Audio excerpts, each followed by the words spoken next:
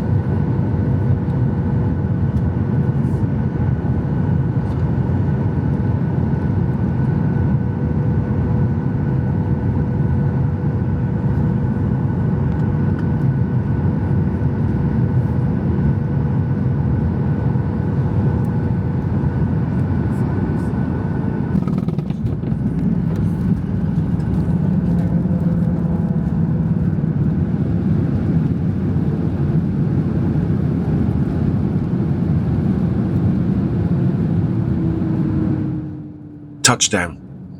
Okay, so the flight was smoother than I'd imagined. I had a lot of nerves at takeoff, but I'll admit, it was quite an experience. We picked up a hire car and pointed it south. Our destination? Dungarvan. Just under 3 hours of Irish countryside ahead, and honestly, we could not wait. There's something exciting about that first drive in a new country. Every sign, every village name, every rolling green hill, it's all fresh, all unfamiliar, and all part of the adventure. We arrived in Dungarvan and checked into the Lawlers Hotel, right in the heart of town. Lovely place, great staff, and perfectly placed for exploring the Copper Coast. After a long day travelling, we headed out for some food and stumbled across the Tikka Masala restaurant just around the corner. The food was unreal and the staff amazing. The perfect end to our first day in Ireland. Back to the hotel, and it was time to recharge our batteries, ready for a few days of adventure. Morning, folks. So, as most of you have guessed by now, Kerry and myself, she's just over there, look, behind the gate, are in Ireland, and we are on our way this morning up to Mahon Falls. This road behind me is apparently known as the Magic Road, which I'm currently standing in the middle of, which won't be much fun if anything comes right on the corner, but there we go. So we are just going to wind our way along the Magic Road. We're going to hope to get some footage along the road to show you what it looks like up here. And the mountains up there this morning were already shrouded in mist. It's actually cleared a little bit now. So hopefully we're going to get some nice views and some nice photos for you.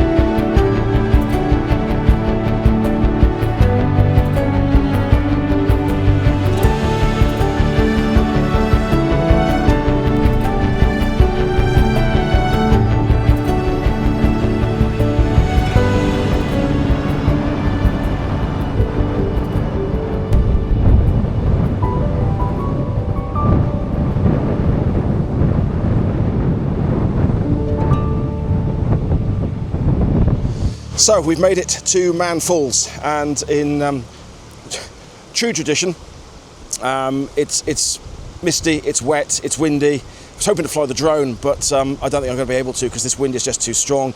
The wind keeps coming and going, as does the mist and the rain. But this place is absolutely mad. That waterfall has got to be a good 70 to 80 metres tall.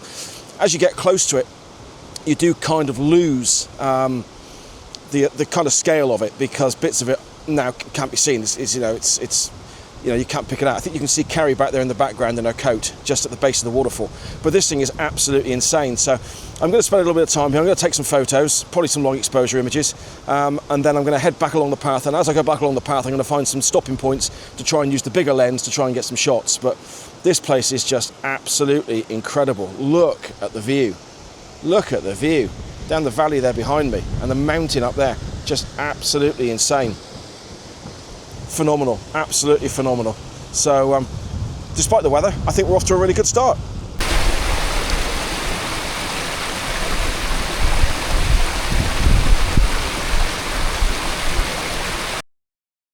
Mahon Falls. Standing here, surrounded by the sound of rushing water and wind whipping across the hillside, it's easy to see why this place is so special. The falls themselves are absolutely massive, far bigger than they look in photos. So big, in fact, that I had to shoot them in sections. Up close, you lose parts of the waterfall as it twists and turns down the mountain, so I started by getting in tight with the Canon EOS R and my 24 to 105mm lens to really show that texture and movement in the water. From further back along the path, I switched to the 100 to 400mm lens to capture more of the falls. It wasn't easy. The wind was gusting hard enough to shake the tripod, especially when zoomed right in at 400mm. Every frame was a battle between balance, patience and timing. I wanted a slow enough shutter speed to bring out that silky drag in the water to show the flow patterns as it weaved down the rock face, but still hold on to the structure and detail of the falls themselves. And of course, no visit would be complete without a quick selfie. Me and Kerry, windswept, damped, and absolutely loving every second of it. Mahon Falls really left its mark on both of us. One of those places you could stand for hours just listening to the sound of Ireland. As the mist rolled down the mountains and the wind howled across the valley, the landscape disappeared into the cloud, layer upon layer of rock and green fading into the unknown. This is one of those places that humbles you, reminds you how small we really are out here. With our little Dacia Sandero waiting patiently at the car park, it was time to move on to our next location. And if you thought Mahon Falls was beautiful, just wait till you see what came next.